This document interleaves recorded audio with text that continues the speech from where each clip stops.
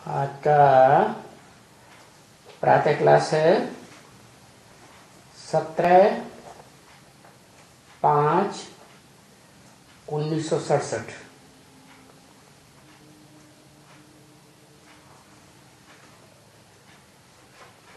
Record चला है भोलेनाथ से निराला, गौरीनाथ से निराला, कोई और नहीं। ऐसा बिगड़ी को बनाने वाला कोई और नहीं।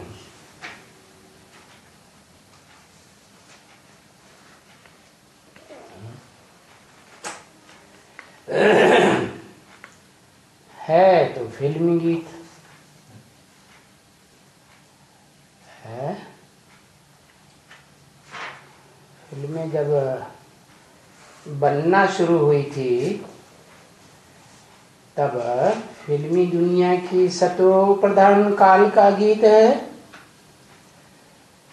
या फिल्मी दुनिया की जवानी का गीत है या फिल्मी दुनिया की बुढ़ापे का गीत है। सतो प्रधान स्टेज का गीत है। दुनिया की हर चीज, चाहे व्यक्ति हो, वस्तु हो, मकान हो, सागर हो, नदी हो, पहाड़ हो, सब चार अवस्थाओं से गुजरते हैं। मुख्य हैं प्रकृति की तीन अवस्थाएं, सत, रज, तम। ये सारी सृष्टि ही प्रकृति, माने प्रकृष्ट, कृति माने रचना है। किसकी रचना है? हेवनली गॉडफादर सुप्रीम सोल की रचना है।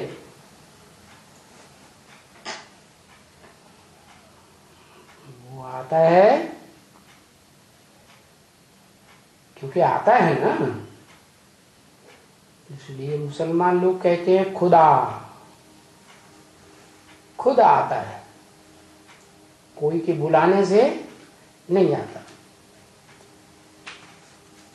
चाहे हिंदू मंदिरों में बैठ के कितना ही बुलाएं, झांझ मंजीरा बजाएं, चाहे मुसलमान कितना ही चिल्लाएं ऊपर को मुंह करके, चाहे गिरजाघर में क्रिश्चियन से कितनी ही प्रार्थनाएं करें, और गुरुद्वारे में तो संगत बजती ही रहती है। तो कितना कुछ भी करें, भक्ति मार्ग में बुद्धि को भटकाते रहें, भगाते रहें, नाम ही है भक्ति। फिर भी मानवीय हिस्ट्री कहती है कि वो बुलाने से नहीं आता है। कौन? हेवनली गॉडफादर, जो हेवन की रचना करने वाला है, वो खुद आता है। कब आता है? जैसे दुनिया में भी कोई बाप होते हैं, बच्चे मकान में बहुत दुखी हो जाते हैं, मकान बहुत पुराना दुखदाई हो जाता है, बहुत ही कंप्लेंट्स आती है बच्चों की, तो बाप नया मकान बनाता है।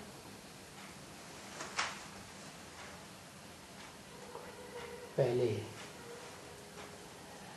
सामान रखने के लिए एक कमरा तो पहले जरूर बनाएगा। सारा सामान जब इकट्ठा हो जाए तो पुराने मकान को तोड़ देता है। तो वो खुदा कब आता है? खुद ही आता है, लेकिन कब आता है? जब ये सृष्टि रूपी मकान, इस सृष्टि की चौथी अवस्था कलयुग के अंत में अति पुराना हो जाता है, दुखदाई हो जाता है, तामसी बन जाता है। हर मनुष्य आत्मा, हर प्राणी मात्र दुख ही दुख ज्यादा भोगता है। सुख अगर है तो क्षण भंग। तो देखो वो खुदा जिसे कहते हैं अल्लाह, जिसका मतलब होता है ऊंचे ते ऊंचा। क्या अब ऊंचे ते ऊंचा की बात आती है तो इस साकारी दुनिया में ऊंच और नीच होते हैं, भेदभाव होता है। निराकारी दुनिया जिसे खुदा का धाम अर्श कहते हैं, सोल वर्ल्ड कहते हैं, सुप्रीम एबोर्ड, वहां तो सब ज्योति बिंदु बिंदु आत्माएं, किसी के साथ कोई भेदभाव नहीं, सब एक जैसे। तो इस दुनिया की बात है क्या? अल्लाह मियां।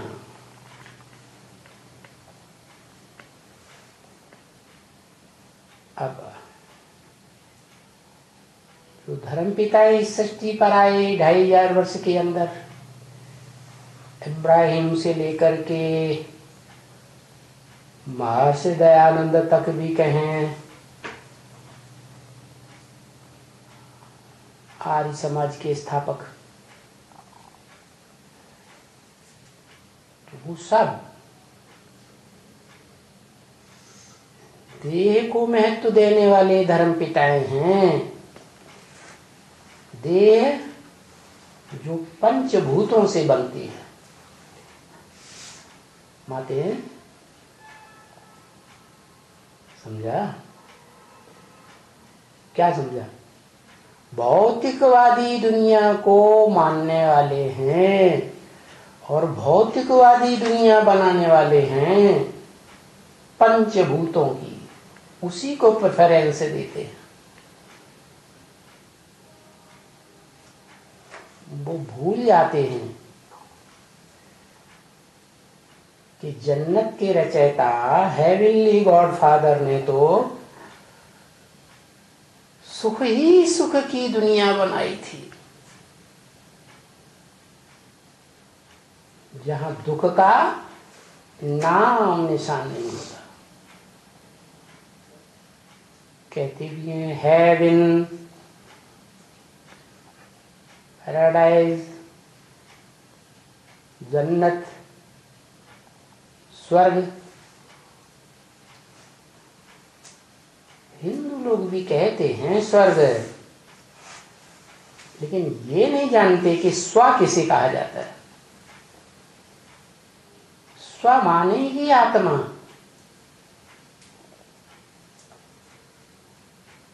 कहते हैं स्वधर्मे निधनम से परधर्मो भयावह। आत्मा के धर्म में टिकना बहुत श्रेष्ठ है। आत्मा का धर्म क्या है? अरे आत्मा है ही आत्मलोक की रहने वाली,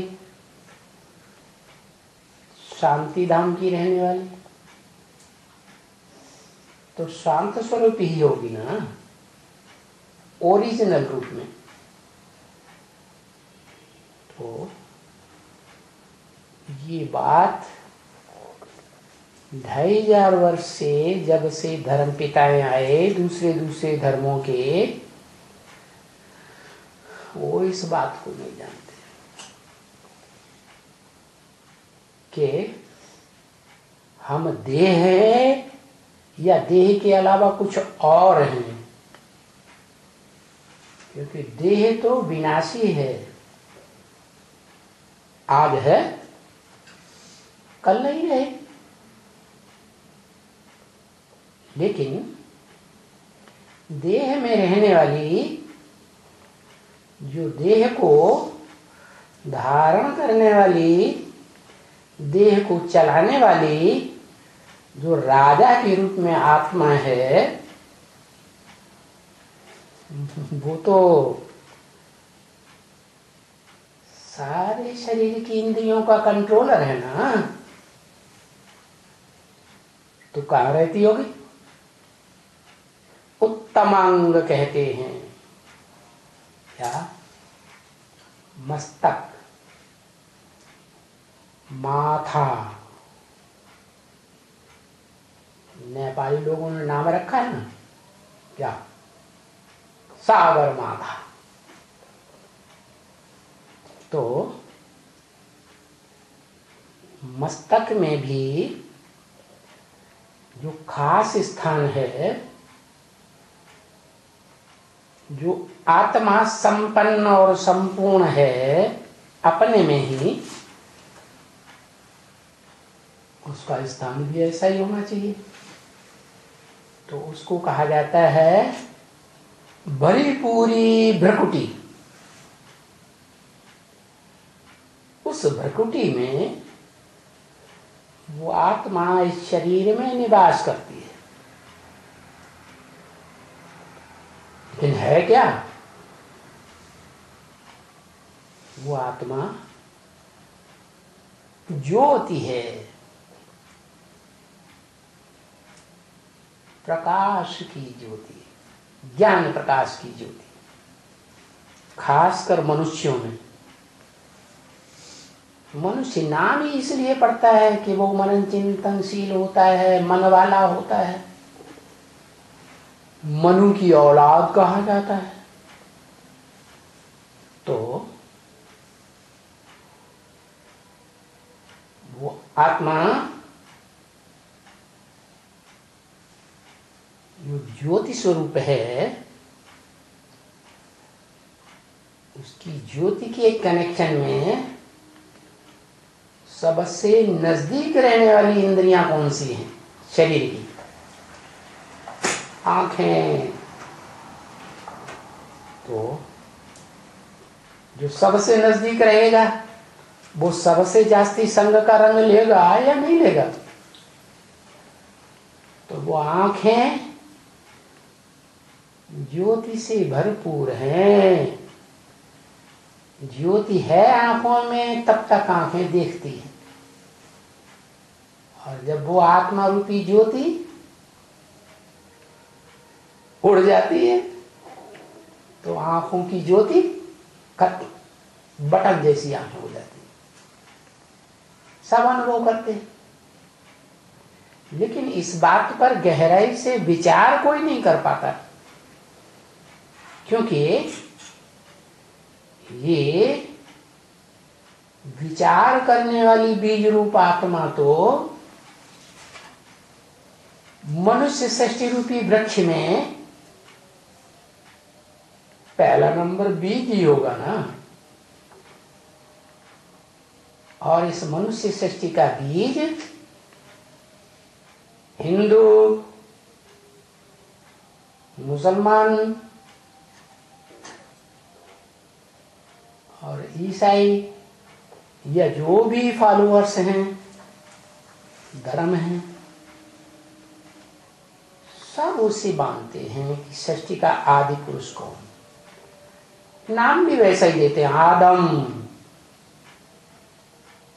क्या हिंदू में कहते हैं आदिदेव। कैसा आदिदेव? महादेव। देवताओं की सृष्टि जो हेवन में आकर के वो अल्लाह रचता है, प्रैक्टिकल में अल्लाह कहा जाता है,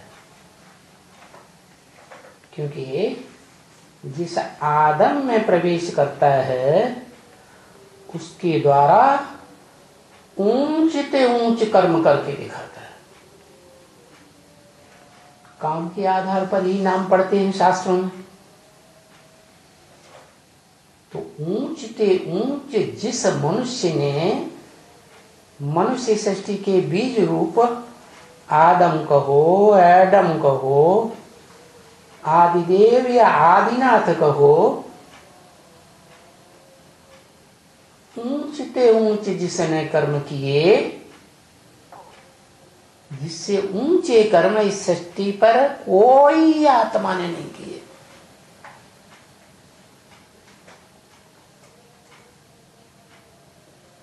अब वो मनुष्य जो सभी मनुष्य आत्माओं का बीज है, तो वो बीज कैसा होगा? जैसा बाप होगा वैसा बीज होगा। जो रूहों का बाप है,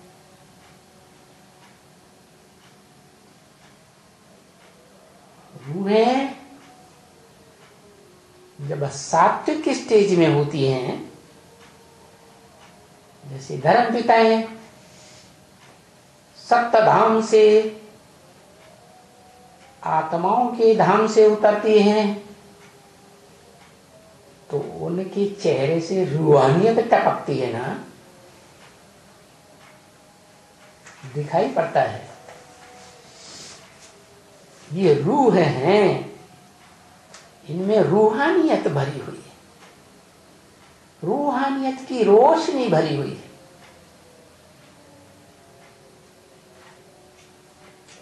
तो जैसे सितारों में रोशनी होती है, ऐसे ही ये षष्ठी रूपी रंगमंच पर आत्मा रूपी सितारे हैं। क्या किसके बच्चे? वो भी सितारा होगा, होगा या नहीं? सांप का बच्चा सांप जैसा लंबा, हाथी का बाप हाथी जैसा डौल वाला। जैसा बाप वैसे बच्चे। तो कुरान में लिखा हुआ है कि तुम क्या समझे, वो खुदा, वो अल्लाह ताला क्या है? वो भोर का सितारा है। अरे भोर का सितारा है माने सतयुग रूपी सवेरा इस सृष्टि पर जब होता है, उस समय संसार में प्रत्यक्ष होता है। वो मनुष्य सृष्टि का बीज रूप हीरो पाटधारी, लेकिन है क्या? वो भी सितारा है। बाप सितारा, रूह, आत्मा, सोल, तो बच्चे भी क्या होंगे? सितारा ही होंगे ना, ज्योति बिंदु ही होंगे ना। तो वो ज्योति बिंदु और जो सुप्रीम सोल ज्योति बिंदु है, उसमें कोई फर्क है? जरूर फर्क होगा। सुप्रीम सोल ज्योति बिंदु जो है वो सदा निराकारी स्टेज में रहने वाला है। क्या? निराकारी का मतलब जिसका कोई आकार, लंबाई, चौड़ाई, मोटाई न हो।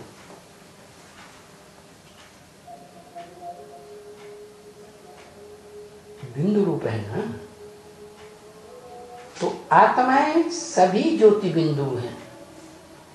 बिंदु की लंबाई, चौड़ाई, मोटाई नहीं होती, इसलिए गीता में कहा है अप्रमेयम। क्या? उसकी लंबाई चौड़ाई नहीं, माप नहीं है उसका।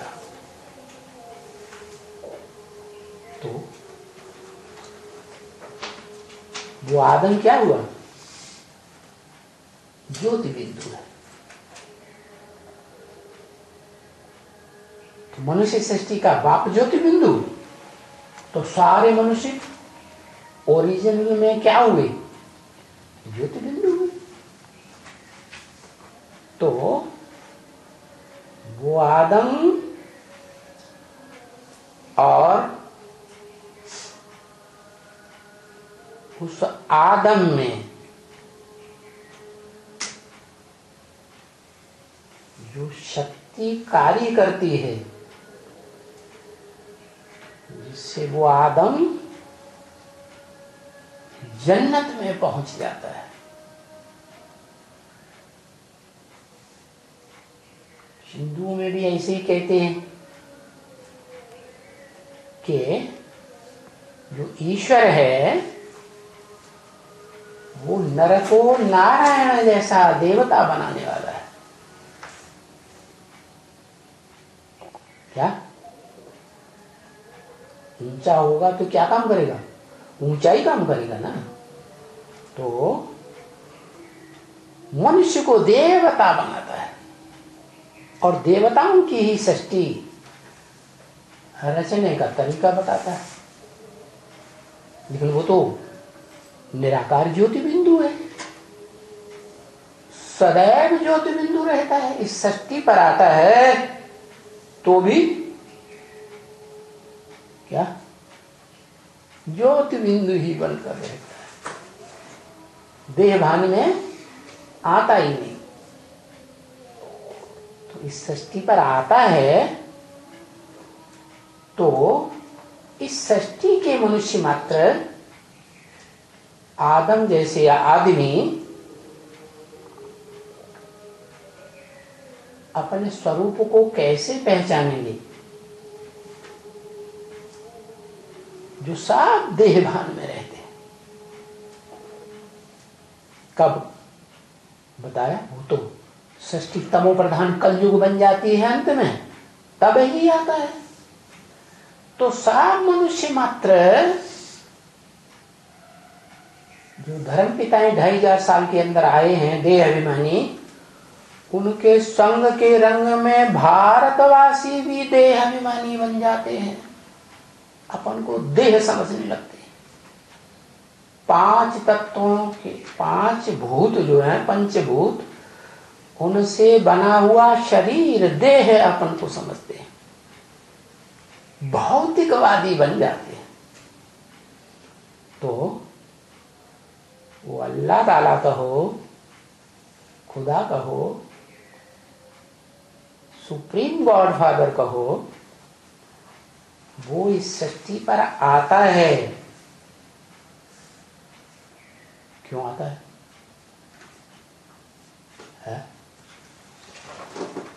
कोई लक्ष्य लेके आता होगा ना। तो उसका लक्ष्य क्या है? उसका कार्य क्या है? वो क्या करता है इधर आकर के? है वो इस सृष्टि में जितने भी प्राणी मात्र हैं, आत्माएं, चाहे मनुष्य रूप में, चाहे राक्षसी कर्म करने के रूप में राक्षस जैसे, चाहे पशु पक्षी कीड़े मकोड़े पतंगे, सबके लिए क्या करता है इस सृष्टि में आकर? सबका कल्याण करता है। क्या?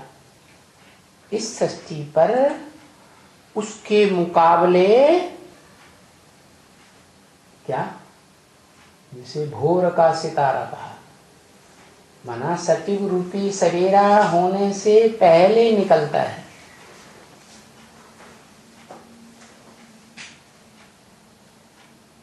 वो मुसलमान ऐसे समझते हैं कि भोर का सितारा है, क्योंकि वो मुसलमान इस्लामी, वो तो धर्म पिताएं इस सृष्टि पर आते ही तब हैं है जब दुख की घोर अंधियारे की ठोकरें खाने वाली दुनिया बन जाती है। द्वैतवादी द्वापर युग, दो दो धर्म, दो दो राज्य, दो दो भाषाएं, दो दो कुल, दो दो मतें, 2 से 4, 4 से 8। ऐसी दुनिया में किसी को पता नहीं रहता, मनुष्य मात्र को भी पता नहीं रहता। जो मनुष्य अपन को बहुत बुद्धिमान समझते हैं, जो 2500 साल पहले हिस्ट्री में ऋषि मुनि बताए गए हैं, जिन्होंने ढेर के ढेर शास्त्र लिखे हैं, वो दाढ़ी मूछ वाले ऋषि मुनि यही नहीं जानते मेरे को दाढ़ी मूछ क्यों निकल आई। मानते हैं कि देवताओं को दाढ़ी मूछ नहीं होती, तो खुद को पहचानते नहीं,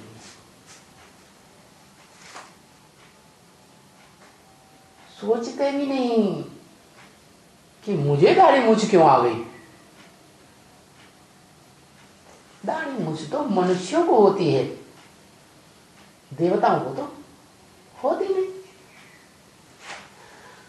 और मनुष्य मन वाला होता है, मनन चिंतन मंथन करने वाले को मनुष्य कहा जाता नहीं तो जान। तो वो जो द्वापर युग के आदि में शास्त्र लिखने वाले ऋषि मुनि हुए, वो भी अपने स्वरूप को नहीं जानते थे। क्योंकि 2500 साल पहले से, जब से द्वैतवादी दुनिया, द्वापर युग आया,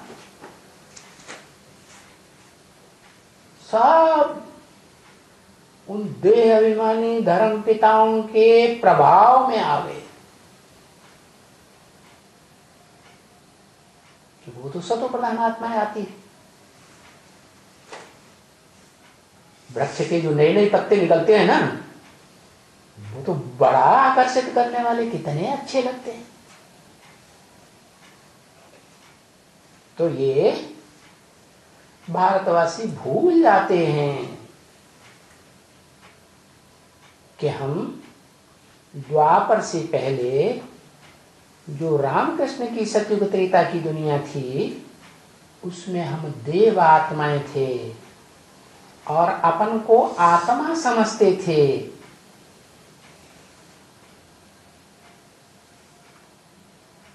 ज्योति बिंदु आत्मा, दूसरों को भी ज्योति बिंदु आत्मा के रूप में देखते थे, स्टार के रूप में देखते थे। देवान का नाम निशान नहीं था। लेकिन ये प्रैक्टिस कराई किसने और कब कराई? वास्तव में हेवन शक्ति का युग बनाने से पहले, कलयुग के अंत में, वही खुदा जब इस सृष्टि पर आता है, देखता है सब बच्चे दुखी हैं, सब रूहें दुखी हैं, तब आकर के इस सृष्टि रूपी रंगमंच पर हीरो के रूप में पार्ट बजाने वाली आत्मा को पकड़ता है। अरे पकड़ता है, गीता में उसका नाम अर्जुन दे दिया। क्या? ज्ञान धन का अर्जन करने वाला अर्जुन। तो ज्ञान धन का अर्जन कैसे करता है?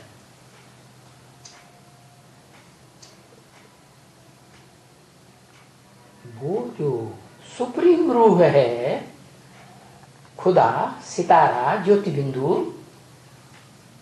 वो गीता में जैसे लिखा है प्रवेश तुम, मैं प्रवेश करने योग्य हूं, जैसे भूत प्रेत आत्माएं प्रवेश करती है, परंतु वो तो दुखदाई भी होती है। जब आती है तो झटका लगता है, निकल जाती हैं तो भी झटका लगता है, चेहरा मोहरा आंखें रोशनी सब बदल जाती है। लेकिन उसका तो दिव्य जन्म गाया हुआ है। क्या भारत में भगवान का दिव्य जन्म कहते हैं। दिव्य का मतलब दिव्यता भरी हुई। क्या दिव्यता? वो इतनी हल्की फुल्की रूह है कि जिसमें प्रवेश करती है उसको पता ही नहीं चलता कब आती है कब चली जाती है। न उसके प्रवेश करने का पता, न उसके निकल जाने का पता। जब प्रवेश करती है तो पता तो लगता नहीं। तो जो आदम जिसे कहा जाता है, इस सृष्टि का पहला आदमी या आदिदेव, वो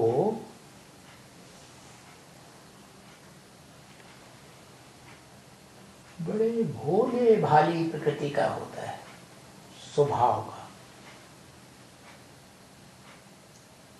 दुनिया में जितने भी मनुष्य मात्र हैं, उन सब मनुष्य मात्र के बीच में सबसे भोले स्वभाव का। भोले का मतलब क्या हुआ?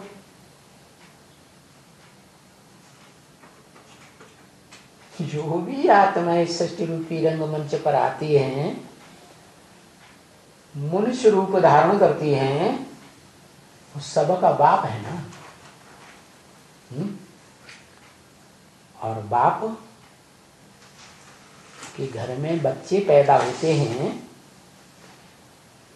तो बाप खुशी से भरपूर हो जाता है ना, है? तो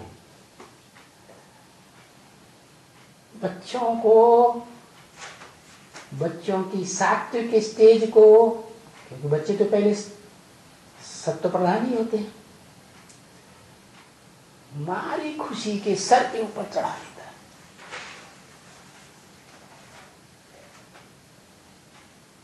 इतनी खुशी भोलापन जाहिर कर देती है। बाप को यही पता नहीं रहता कि ये बच्चे अलग अलग किस्म के हैं। क्या इस षष्ठी रूपी रंगमंच पर कोई बहुत सुखदायी पार्ट बजाने वाली आत्माएं हैं, और कोई इस षष्ठी रूपी रंगमंच पर सप्तधाम से, आत्मलोक से उतरकर सबसे दुखदाई पार्ट बजाने वाले भी हैं। लेकिन वो किसी को ऐसे रूप में नहीं देखता। किस रूप में देखता है? मेरे बच्चे, अपनत्व के रूप में देखता है। तो क्या कहें, भोला है या नहीं है? सात्विक रूप में भोला ही है, और उस भोले को भोला बनाने वाला कौन है? भोली आत्मा होती है या शरीर भोला होता है? 5 जड़ तत्वों का बना हुआ शरीर तो भोला नहीं कहा जाएगा। ये 5 जड़ तत्व तो इस दुनिया के जब तामसी बनते हैं तो कितना महाविनाश हो जाता है सारी सृष्टि। पृथ्वी भूकंप लाती है तो बड़ी बड़ी बिल्डिंगें कलयुग के अंत में, जो दुनिया की बड़ी से बड़ी आबादी उन बिल्डिंगों में रहती है, सब धराशायी हो जाती है। सबके प्राण स्वरूप मोस्टली उड़ जाते, थोड़े से। जो झोपड़ियों में रहते हैं उनका तो कुछ बिगड़ना नहीं, क्योंकि गरीब निवाज गाया हुआ है। कौन? भोलेनाथ। भोली भाली आत्माओं का नाथ होगा, स्वामी होगा, तो खुद भी भोला ही होगा ना, है? इस दुनिया की बड़े बड़े ऐश्वर्यवान मनुष्य आत्माओं को पहले मिलेगा, या जो दुखी बच्चे हैं, झोपड़ी में रहने वाले हैं, नालों के किनारे रहते हैं, उनको पहले मिलेगा, है? गरीब निवास गाया हुआ है ना, तो गरीबों को ही मिलता है, है? और इस सृष्टि पर गरीब बनकर ही रहता है। चंद्र का चित्र देखा होगा, है? ठाट बाट, सूटित बूटित, टाई बाई कुछ रहती है नहीं। जैसे दुनिया के साधारण लोग रहते हैं, ऐसे ही रहते हैं। इसलिए गीता में लिखा है, मुझे साधारण तन में आए हुए ईश्वर को मूढ़मती लोग नहीं पहचान पाते। तो वो भोलेनाथ है। इस दुनिया की सबसे जास्ती जो भोली आत्मा है, उसमें प्रवेश करता है। और काम क्या करता है? ऐसे नहीं कि जिसमें प्रवेश करता है उसका पहले कल्याण करता है, उनको उसको ही भलाई के लिए आता है, नहीं। वो सारी दुनिया की सभी प्राणी मात्र के लिए भलाई का भाव रखता है, कल्याणकारी। इसलिए षष्ठी रूपी रंगमंच पर पार्ट बजाने वाली जो भी आत्माएं हैं, उनके बीच में वो एक ही आत्मा है, सुप्रीम सोल शिव, जो सदा कल्याणकारी। इसलिए उसको कहते हैं सदा शिव। क्या? जिसमें प्रवेश करती है मुकर्रर रूप से, उसकी भ्रुकुटी के बीच में आत्मा की यादगार, जिसमें नेत्र से रोशनी निकलती है, उस आत्मा की, उसकी यादगार नेत्र दिखाते हैं, उसका नाम देते हैं शिव नेत्र,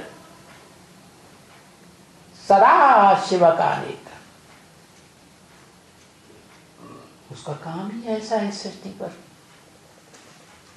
जिसमें प्रवेश करता है उसका नाम शंकर। क्या?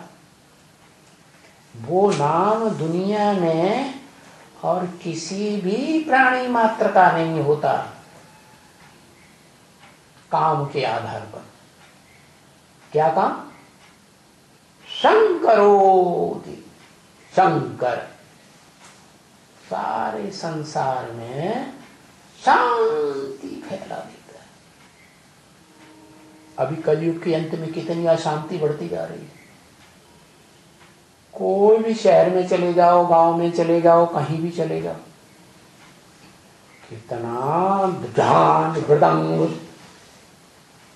चिल्लावा चिल्लेगी।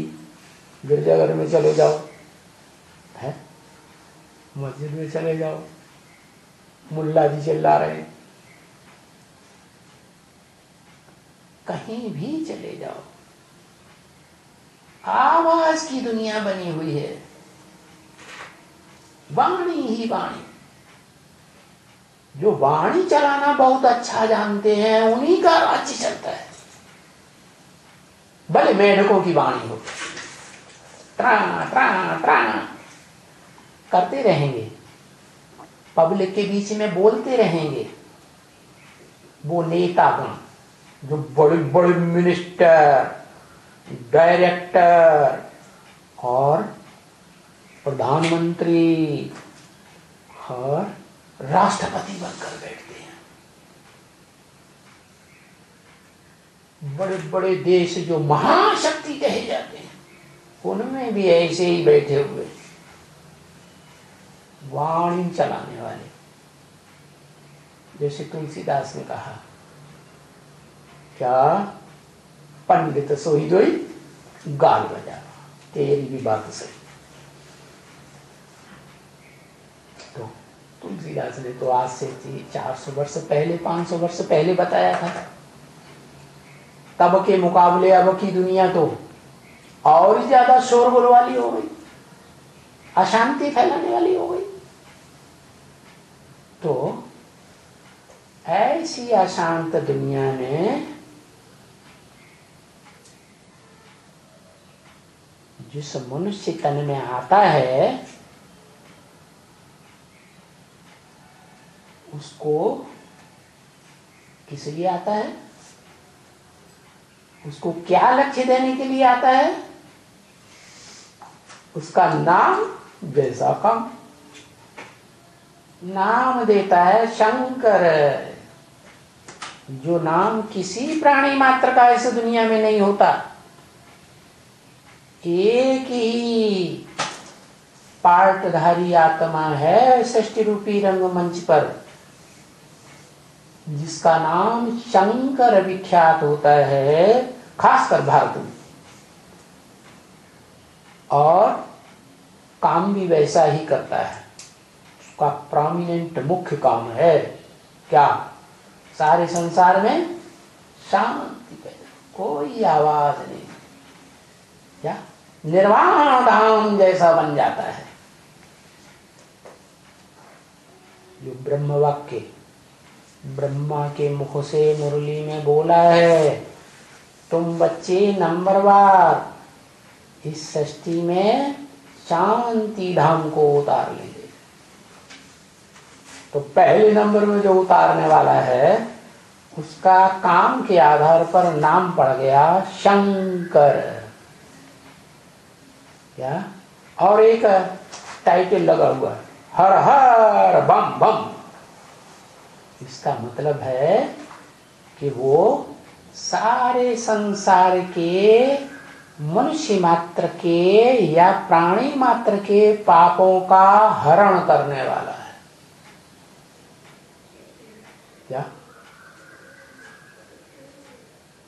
जब तक वो शंकर द्वारा महाविनाश का कल्पांत में कार्य नहीं होता, तब तक मनुष्य मात्र के पापों का विनाश नहीं हो सकता। पाप बढ़ते ही रहते हैं। क्या? तो वो इस सृष्टि पर आकर के जैसे ही इस सृष्टि पर आता है वैसे ही पहला काम ये कराता है, क्या? बम बम। शंकर की प्रेरणा से बमों का निर्माण होता है। आज से लगभग 80 साल पहले जब ये रुद्र ज्ञान यज्ञ अविनाशी ओम मंडली में सिंध हैदराबाद में आरंभ हुआ, उसी समय से एटॉमिक एनर्जी का बनना शुरू हुआ और दुनिया के सभी धर्म पिताएं 100 वर्ष के अंदर अपना धर्म स्थापन करते हैं।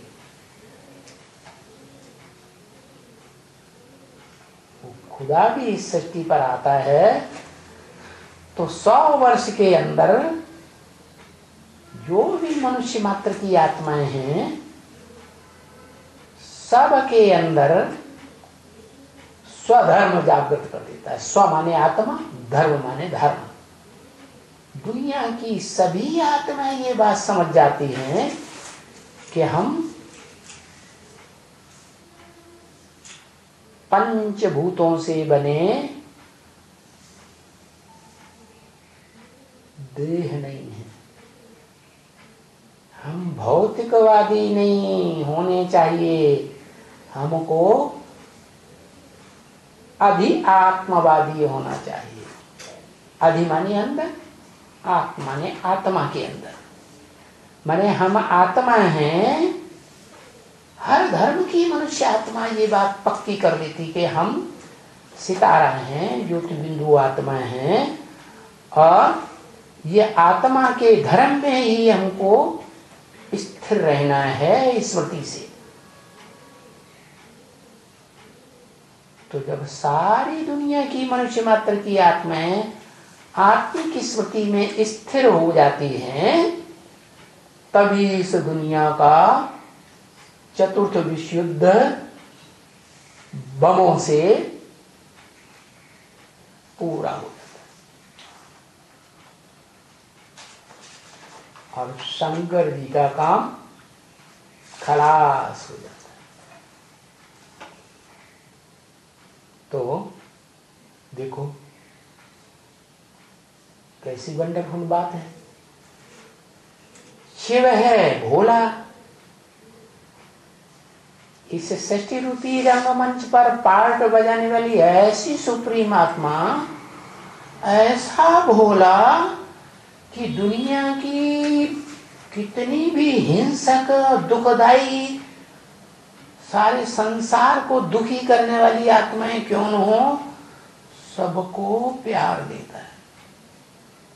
क्या किसी को दृष्टि से, वाइब्रेशन से, वाचा से, जिस शरीर में प्रवेश करता है उसकी कर्म इंद्रियों से जब आता है, सात्विक स्टेज में प्रत्यक्ष होता है।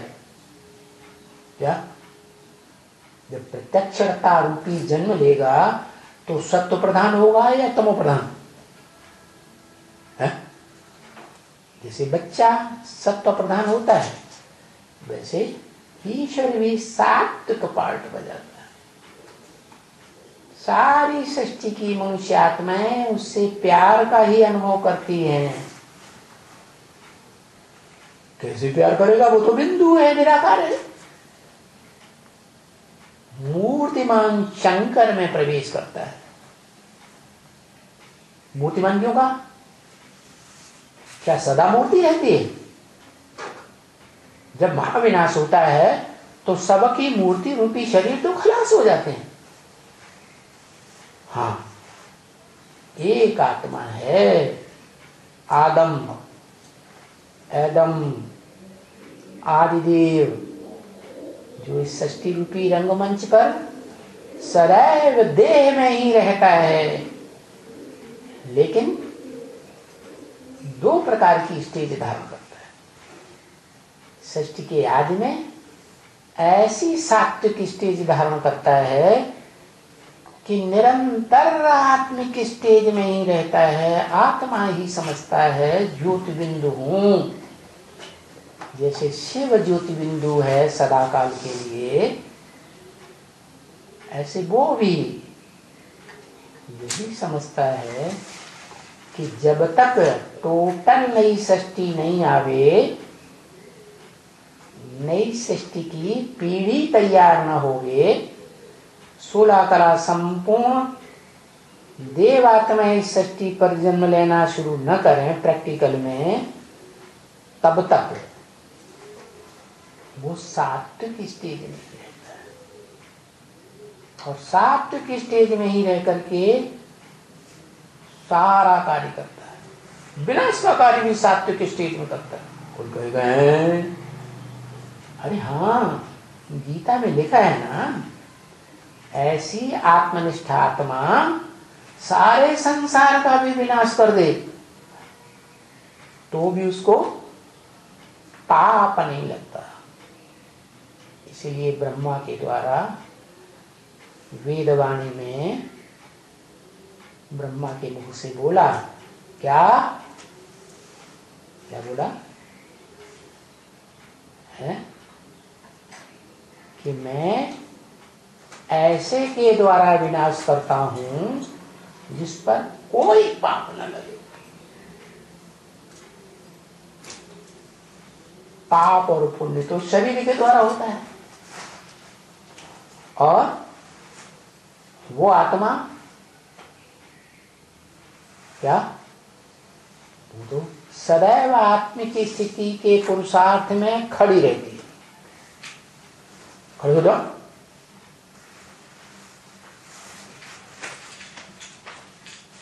तो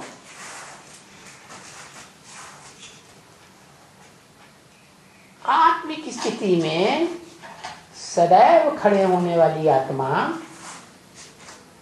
उससे पाप कैसे होगा? देह की स्मृति में रहे, देह की इंद्रियों की स्मृति में रहे तो पाप और पुण्य होता है। वो तो देह की स्मृति में रहती ही नहीं, ऐसी पक्की स्मृति हो जाती है आत्मा की निरंतर।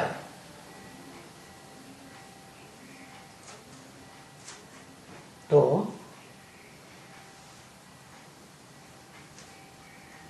उसकी आत्मा को कोई पाप नहीं लगता। एक दो की हत्या करते हैं तो उसकी हत्या कर दी जाती, सूली पर चढ़ा दिया जाता है, और वो क्या काम करता है? सारी सृष्टि का विनाश करा देता है। मनुष्य मात्र का ही नहीं, क्योंकि मनुष्य ही ज्यादा पाप करते हैं और ज्यादा पुण्य करते हैं। जो भी प्राणी मात्र हैं, सबके शरीर का विनाश। आत्मा का तो विनाश होता ही नहीं, आत्मा तो अविनाशी है। तो सारी सृष्टि का विनाश करने के बावजूद उस पर कोई पाप नहीं लगता। तो वंडरफुल बात हुई ना। उस आत्मा का बाप सुप्रीम सोल भोला।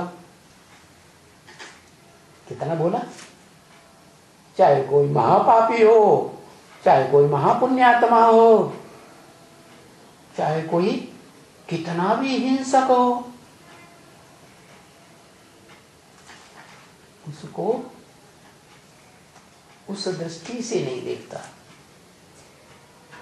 हर आत्मा के सात्विक स्टेज को सृष्टि के आदि में जब इस रंगमंच पर उतरी थी, सत्व प्रधान स्टेज को देखता है। तो भोला हुआ ना। और उस भोले का जो बच्चा बड़ा है आत्मा रूप में, ज्योति बिंदु रूप में, बिंदु बिंदु आत्माएं सब भाई भाई ना, उनमें जो बड़ा बच्चा है आदम, उसको भी भोले रूप में ही देखता है और भोला ही बनाता है, आत्मा बना देता है आप समान। जैसे ब्रह्म वाक्य मुरली में है कि मैं जब आता हूं तो तुम बच्चों को आप समान बना के जाता हूं। जैसे मैं निराकारी आत्मा ज्योति बिंदु, तुम बच्चों को भी नंबरवार निराकारी, निर्विकारी, निरहंकारी बनाकर जाता हूं।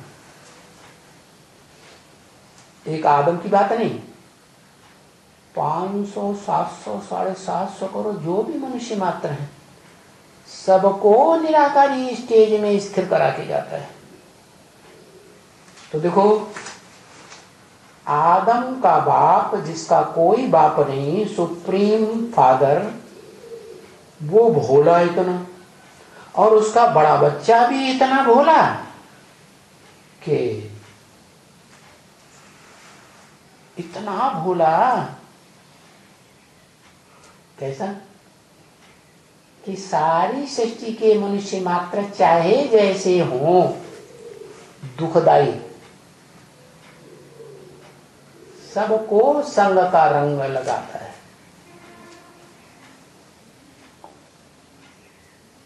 दृष्ट इंद्रियों से नहीं तो ज्ञान इंद्रियों से, ज्ञान इंद्रियों से नहीं तो ज्ञान इंद्रियों में वाचा भी है, वाचा का भी संग लगता है, आंखें भी हैं, दृष्टि से सृष्टि सुधरती है, रंग का रंग तो लगता है ना।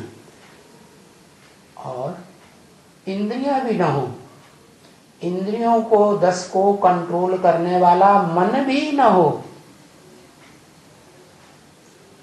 या मन कंट्रोल में हो पूरा बुद्धि के, बुद्धि को आत्मा कहा जाता है ना, समझ, तो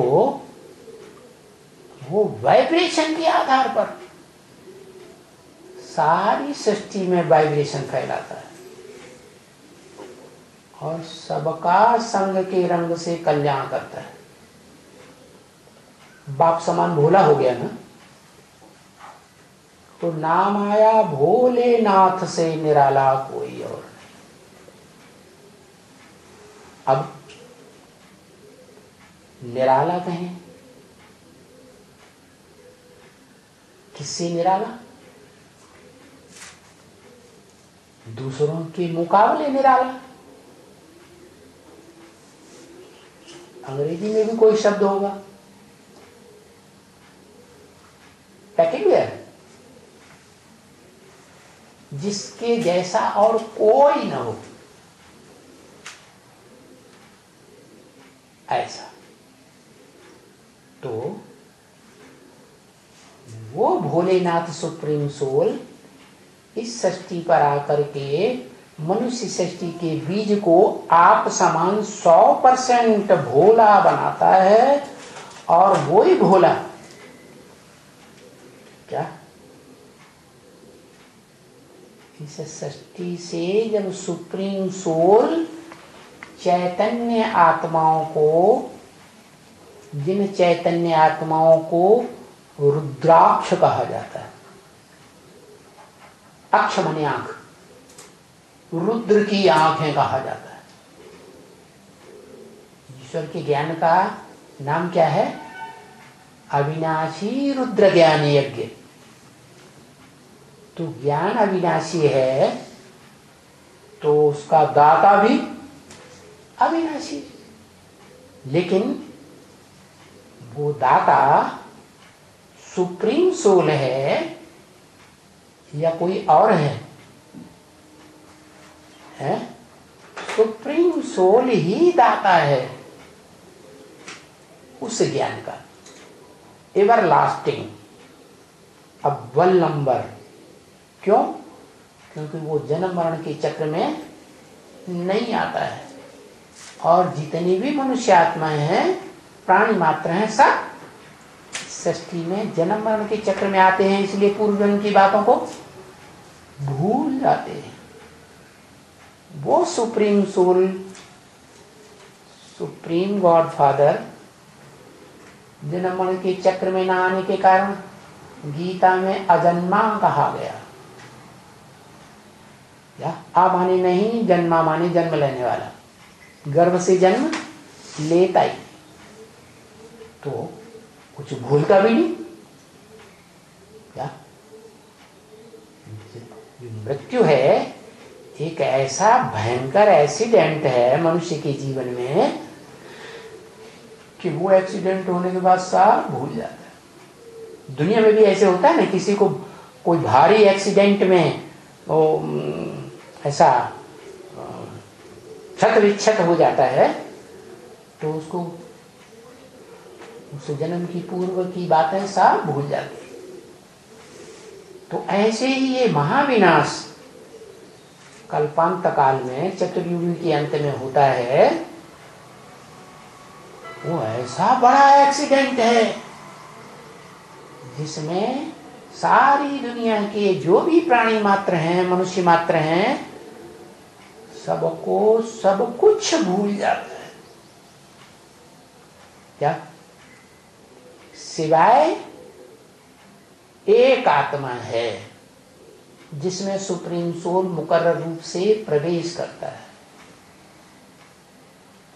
वो भी मोस्टली तो भूल ही जाता है। इसलिए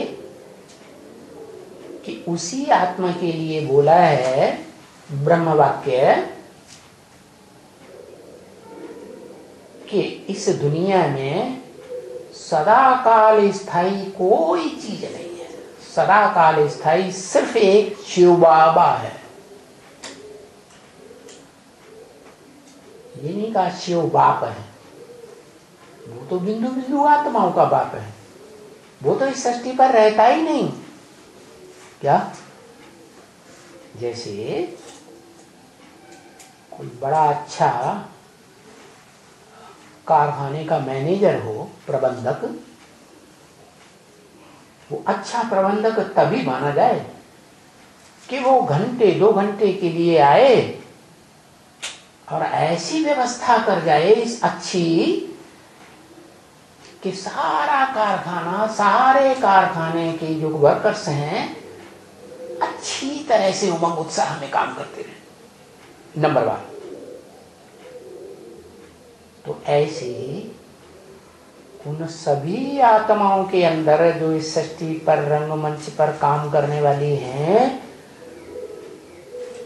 उन आत्मा रूपी पार्टधारियों के बीच वो सुप्रीम सोल ऐसा ही मैनेजर है। मैनेजमेंट आकर करता है, खुद नहीं करता। क्या? वो तो अकर्ता गाया जाता है, क्योंकि वो तो बिंदु है। करना धरना तो तब हो जब अपना शरीर हो, अपनी इंद्रियां हो। वो तो इंद्रियां भी नहीं, अपना शरीर भी नहीं। वो तो अर्जुन के रथ में प्रवेश करता है, आदम के रथ में। तो जिस रथ में प्रवेश करता है उसके द्वारा कराता है। क्या? खुद नहीं करता। जैसे दुनिया में बाप होते हैं ना, तो अपने बड़े बच्चे को सारा कारोबार सौंप के चले जाते। ऐसे ही वो सुप्रीम सोल मनुष्य सृष्टि के बाप आदम में प्रवेश करके उसको अपना परिचय देता है और उस आदम का भी परिचय देता है। क्या परिचय? कि वो आदम वाली ज्योति बिंदु आत्मा रूपी जो रिकॉर्ड है, उस रिकॉर्ड में सारी सृष्टि रूपी रंगमंच पर वो कैसे जन्म जन्मांतर हीरो पार्टधारी का पार्ट बजाता है, वो सारा ही पार्ट जो जन्म जन्मांतर शरीर रूपी चोले बदल बदल कर बजाया है। गीता में लिखा है ना, वासांसि जीवनानि यथा विहाय, श्लोक आया ना। गीता तो इस दुनिया का मूल ग्रंथ है ना। भगवत गीता गाई हुई है ना। एक ही शास्त्र है जिसमें लिखा हुआ है भगवान वाच। भगवत गीता, भगवान की गाई हुई गीता। तो वो जो गीत गाता है ज्ञान का, जिसमें अलंकार भरे हुए हैं, प्रतीकात्मक भाषा है, सब नहीं समझ सकते। क्या? जो भी देहवान में रहने वाली मनुष्य आत्माएं हैं सृष्टि रूपी रंगमंच की, चाहे वो पहली पीढ़ी की सतयुग में क्यों न हो, लक्ष्मी नारायण जैसी आत्माएं, वो भी देहभान में रहकर देह की श्रेष्ठ इंद्रियों आंख का सुख भोग करके सृष्टि पैदा करती हैं, सृष्टि की वृद्धि करती हैं। क्या? गीता में शब्द आया ना, प्रसविष्यदम, वृद्धि करो परिवार की। तो वो सुप्रीम सोल बाप आदम में प्रवेश करके सृष्टि की वृद्धि कराता है। लेकिन और मनुष्य आत्माएं जो करती है सृष्टि रूपी रंगमंच पर, भले सात्विक स्टेज में भी आती हैं, तो भी कुछ न कुछ देह के इंद्रियों का सुख भोगती हैं, चाहे ऊंचे से ऊंचा 16 कला संपूर्ण देवता ही क्यों न हो। लेकिन वो एक ही आत्मा ऐसी है, क्या, आदम, जो संपूर्ण पुरुषार्थ आत्मिक स्मृति का करने के बाद देह का, देह की इंद्रियों का, चाहे श्रेष्ठ इंद्रियां हो, भ्रष्ट इंद्रियां हो, ऐसी गहरी स्मृति में रहता है खुदा की, निराकार की, कि वो इंद्रियों का कोई सुख नहीं लेता, इंद्रियों से परे अतीन्द्रिय सुख भोगता है। और अपने संसर्ग संपर्क में रहने वाली जो डायरेक्ट आत्माएं हैं, सन्मुख पार्ट बजाने वाली, उनको अतीन्द्रिय सुख भोगवाता है। तो ऐसी श्रेष्ठ सृष्टि का जो निर्माता है उसे कहा जाता है मानसी सृष्टि। क्या कहते हैं ना, त्रिमूर्ति शिव ने अपनी पहली मूर्ति ब्रह्मा के द्वारा जो पहली मानसी सृष्टि रची, वो सनकादिक कहे जाने वाले 4 कुमारों की रची। जो मनुष्य सृष्टि में 4 मुख्य धर्मों की 4 बीज रूप आत्माएं,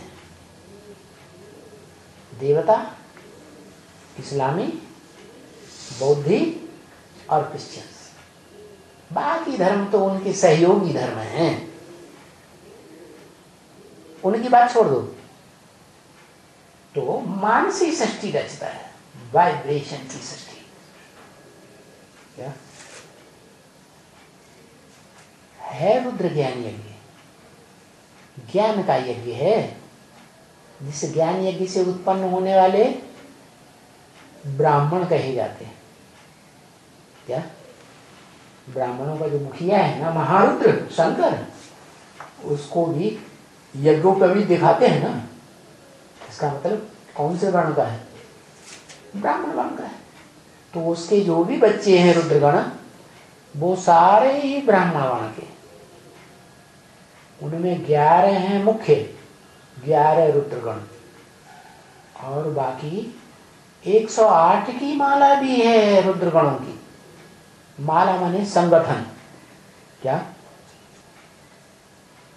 गले की माला, ऐसी माला जिनको छाती से लिपटा के रखते हैं।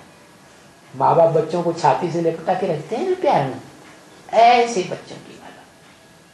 तो वो बच्चे जो रुद्रमाला के मणके हैं, वो भी सब भोले भोले स्वभाव के। क्या? कैसे भोले स्वभाव के? जब आत्मिक स्थिति में स्थित हो जाते हैं पुरुषार्थ करते करते इस सृष्टि रूपी रंगमंच पर, सबसे पहले माने वो बीज रूप आत्माओं की दुनिया है। आत्मा के 3 स्वरूप हैं। क्या? जैसे इस दुनिया में मनुष्य 3 अवस्थाएं अनुभव करते हैं, जागृत, स्वप्न और सुषुप्ति। ऐसे ही आत्मा भी 3 अवस्थाओं से पसार होती है। क्या? इस सृष्टि में है तो जागृत है, इस सृष्टि से परे हो जाती है? सूक्ष्म शरीर जब धारण करती है तो स्वप्नवत स्थिति हो जाती है। जैसे सपने में शरीर से तो एक ही जगह पड़ा रहता है आत्मा, लेकिन पता नहीं दुनिया में कहां कहां घूम के आता है। ऐसे ही सूक्ष्म शरीर से वो ऐसे सूक्ष्म वतन में षष्ठी से ऊंची स्टेज में रहता है। और तीसरी स्टेज है सुषुप्त, जैसे आदमी गहरी नींद में सो जाता है, ऐसे ही आत्मा भी इस षष्ठी रूपी रंगमंच पर 5000 वर्ष पार्ट बजाकर 2500 वर्ष हेवनली गॉडफादर का बनाया हुआ स्वर्ग हेवन और 2500 वर्ष नर कहे जाने वाले मनुष्यों के द्वारा बनाया हुआ नरक, दुखदायी सृष्टि। तो 3 धाम हो गए, दुखधाम है, हेवन कहो, स्वर्ग कहो, सुखधाम, और उन दोनों से परे की स्टेज में जहां आत्मा रहती है, शांत स्टेज में, शांति धाम। तो त्रिलोक हो गए। क्या त्रिलोक कौन कौन से हो गए? दुखधाम, जिसे आजकल हम अनुभव कर रहे हैं। फिर ऊंची स्टेज है उसकी जहां स्वर्ग कहें है, तो सात्विक स्टेज, शरीर रहते रहते सात्विक स्टेज है। और आत्मा की बीज रूप स्टेज में रहने वाले हैं देवताएं, देह के भान में नहीं रहते। तो वो स्थिति जो है स्वर्ग की, आज दुनिया में मनुष्यों के लिए स्वप्नवत हो गई। क्या? जैसे आदमी सपना देखता है ना, तो कितना भी अच्छे से अच्छा सुखदायी सपना देखे, लेकिन क्या कहेगा? है? सच्चाई थी या स्वप्न? स्वप्न हो गया, मौजूद तो है ही नहीं। तो उससे भी ऊंची स्टेज है जिसको कहते हैं शांति धाम। आत्मा अपने स्वरूप में स्थिर हो जाती है, शांत स्वरूप, देहान को 100% त्याग देती है। तब उसे कहा जाता है क्या? भोलेनाथ का बच्चा।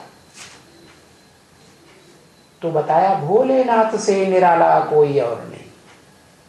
क्या क्या बताया है? उससे ज्यादा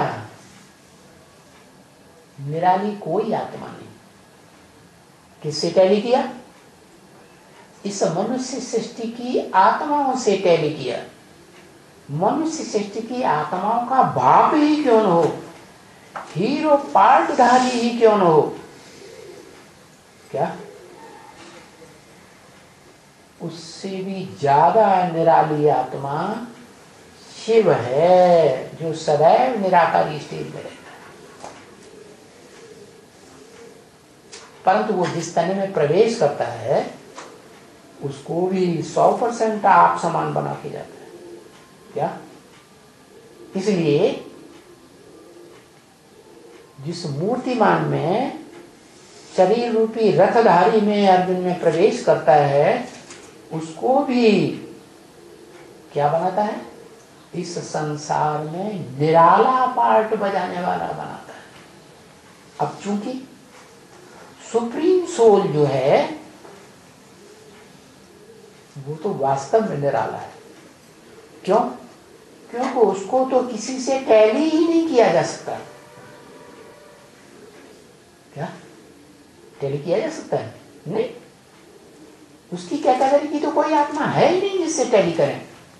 हाँ, जिसमें प्रवेश करता है मुकर्रर रूप से, है परमानेंट, वो आत्मा को आप समान निराला बना देता है इस षष्ठी रूपी रंगमंच पर। ऐसा निराला हीरो पार्टधारी बनाता है जिसके मुकाबले और कोई निराली आत्मा कहीं नहीं जा सकती।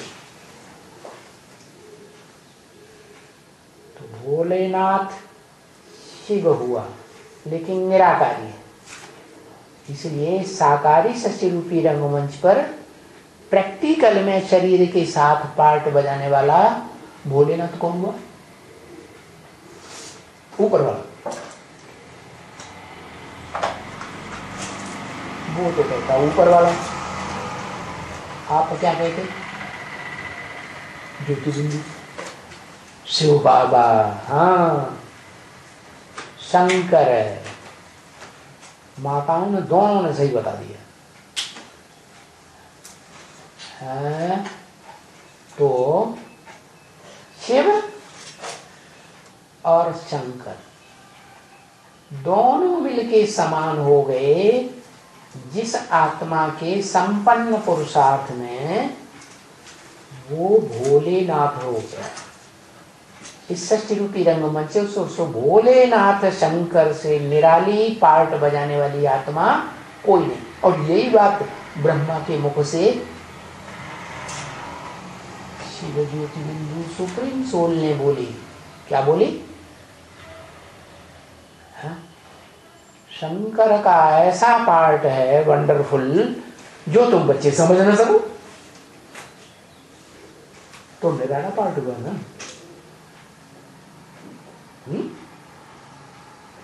ओम शांति।